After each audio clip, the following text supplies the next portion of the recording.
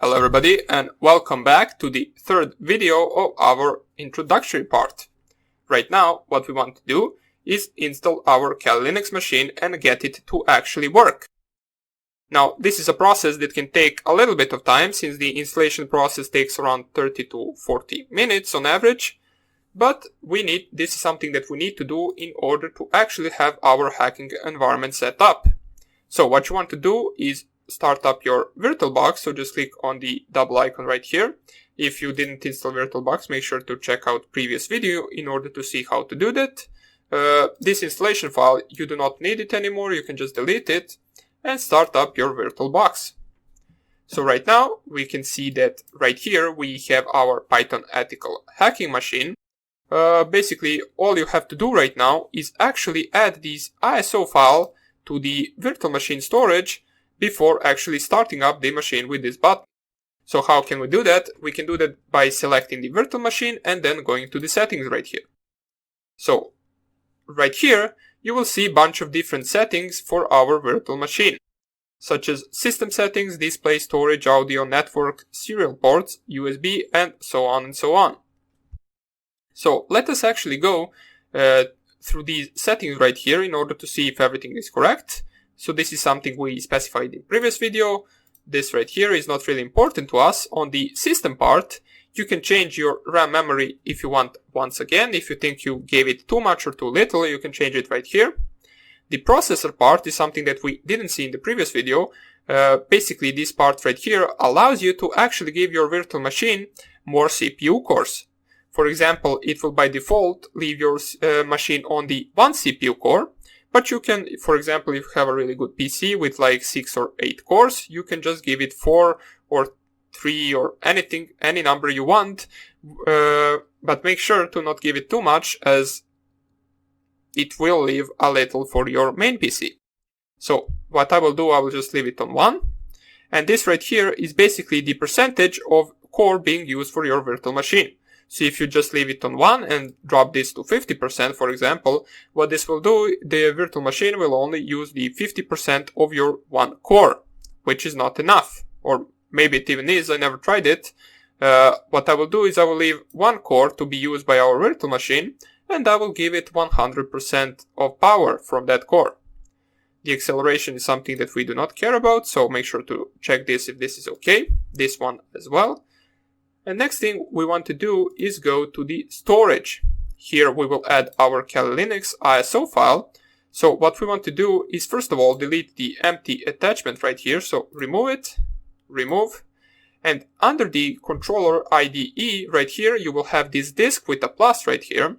All you want to do right now is actually just click on this. So click on the disk with a plus. It will ask you, do you want to choose disk or leave empty? We want to choose the disk that we want to use. And what this disk is basically, it is our ISO file that we want to run as an operating system. So if you can't see it right here, which you most likely won't be able to see it, just click here on the add button right here. It will lead you to your Explorer where you can navigate to the desktop or wherever you saved this ISO file and select it. So it is right here. I will click here open and I will double click it right here. As we can see, right now we have the Kali Linux 2019.1a AMD 64-bit version.iso. Once you select all of that, you can click here OK. The network part of settings we will cover later on after the installation, but for now on we are good to go, so just click here OK. Once you finish that, you are good to go and you can actually start up your virtual machine running Kali Linux. So just click here on this green arrow right here, which says start. It will open up this window, which is our virtual machine. As it says right here, VirtualBox version 6.0. And all we want to do right now is actually select either one of these two options. So graphical install or install. Now you can proceed to go with any of these two you want. Basically they are the same, just the graphical install is a little bit prettier. But I'm used to going with the regular installation, so I will just click here enter on the install.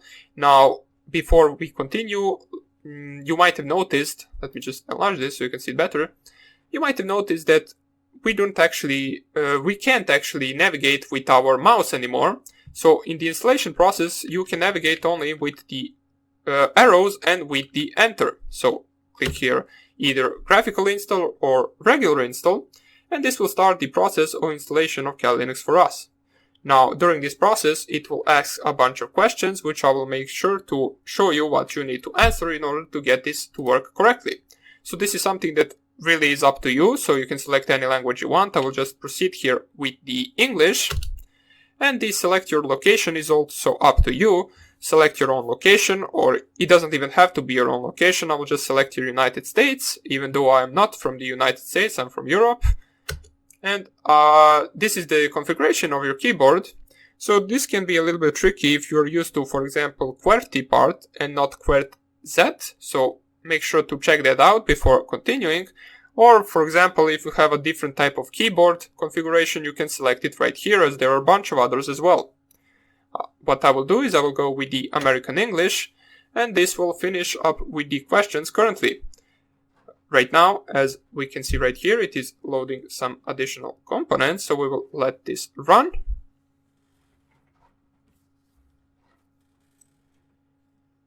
And hopefully our processor installation goes without any errors.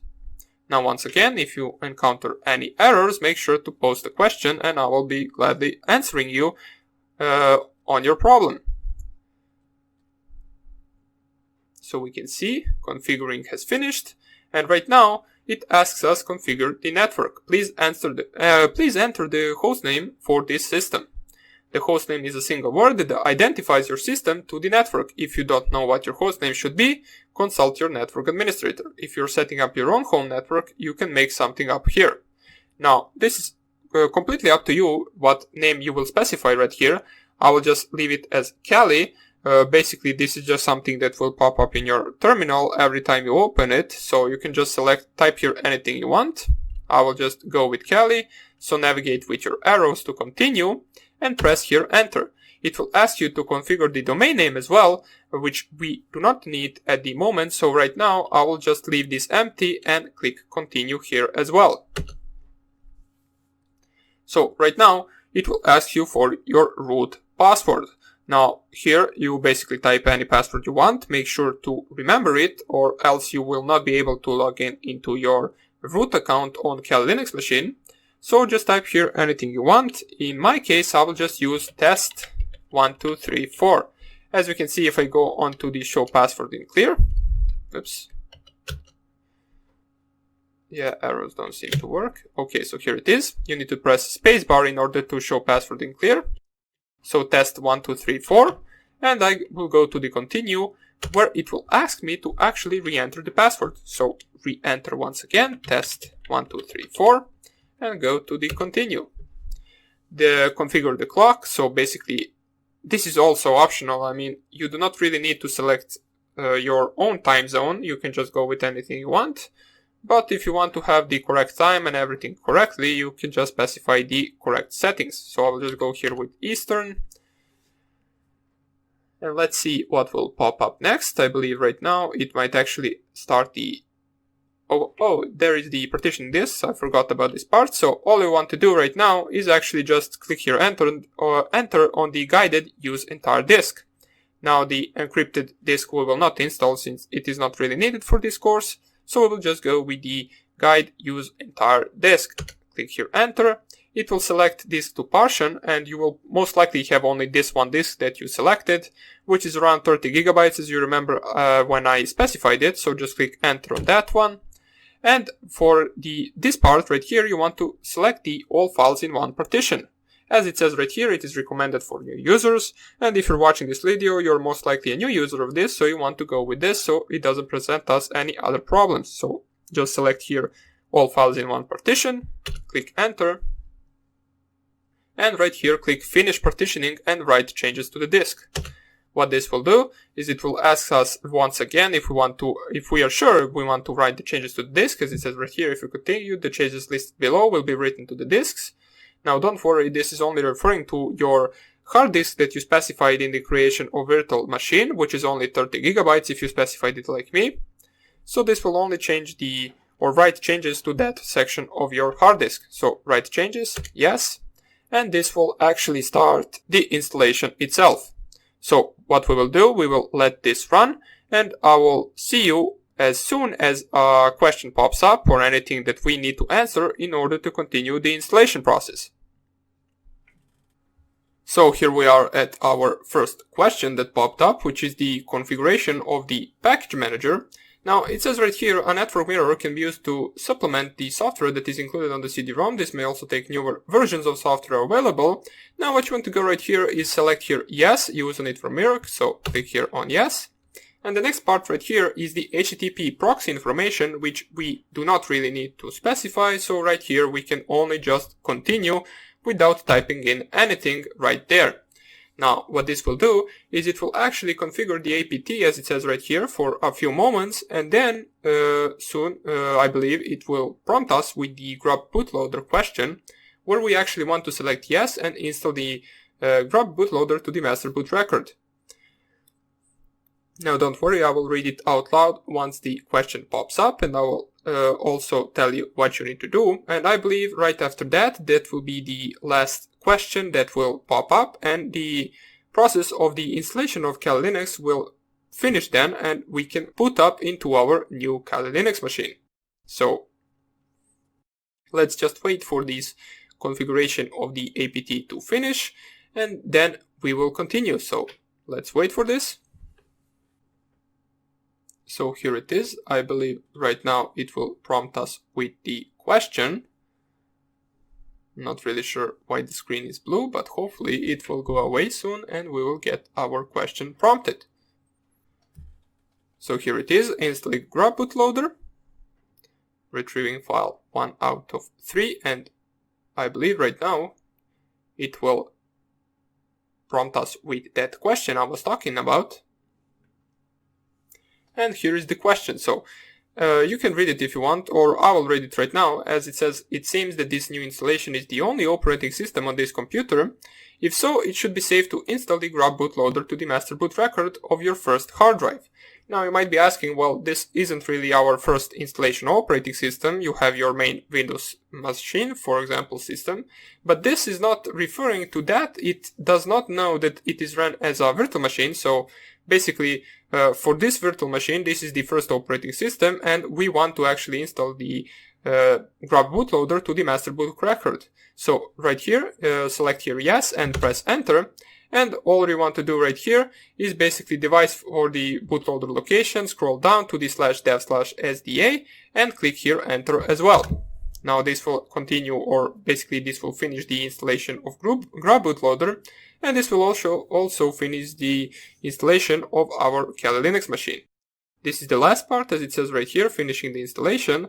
Now what it might actually do is it might prompt us with something like unplug your USB drive after a certain point of this installation, but we really do not want to do anything there, since it is referring to anyone installing this operating system on a main PC as a main operating system, because they would most likely be doing it via USB drive with the burnt disk image on that USB drive.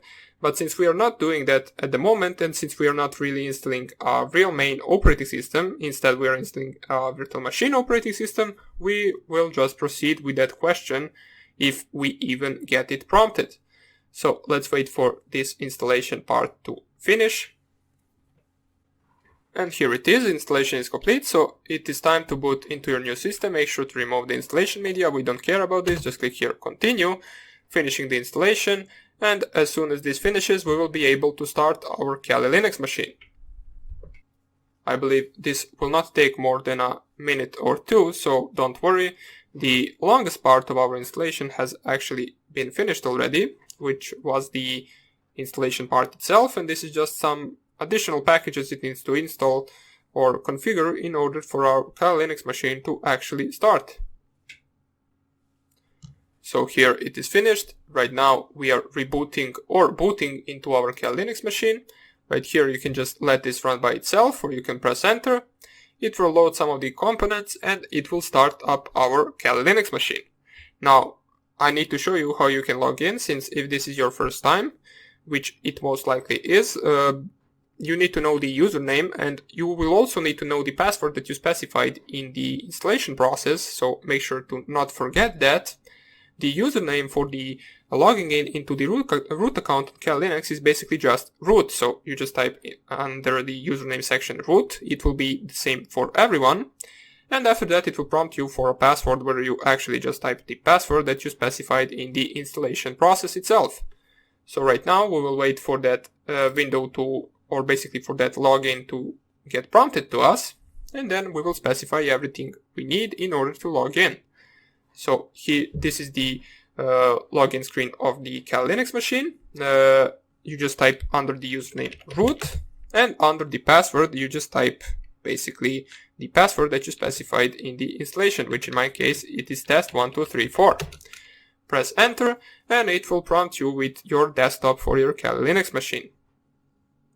Now I will not be explaining in details the environment of Kali Linux itself, since this course is not really aimed towards that. So with a little bit of actually exploring additional videos or additional parts of the internet, you can actually find out a lot of great things about Kali Linux if you're new to it. Of course, I will make sure to explain everything that we use and everything that we need in order to actually make our programs. And also, if you might notice right now, since we are at the login screen, you might notice that our screen isn't really that big. It is only squared to this part right here. We want to make sure that our Kali Linux machine is full screen, so we can get the full quality of this video, and we do not need to really watch a small screen display. So I will show you that in the next video. That is something that you should really do in order to get the best out of this installation. So that would be about it. As we can see right now, we have our Kali Linux machine opened, and I will show you how to make it full screen in the next video, as well as some additional stuff you might need to do. So hope you enjoyed this tutorial, and I hope I see you in the next lecture. Bye!